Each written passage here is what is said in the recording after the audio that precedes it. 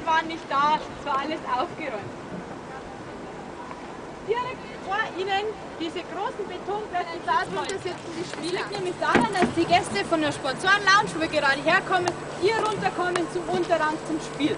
Und zur Orientierung, wir waren vorher hinter dieser großen Anzeigetafel ganz oben und sind jetzt ganz nah am Herzstück der Arena am Rasen.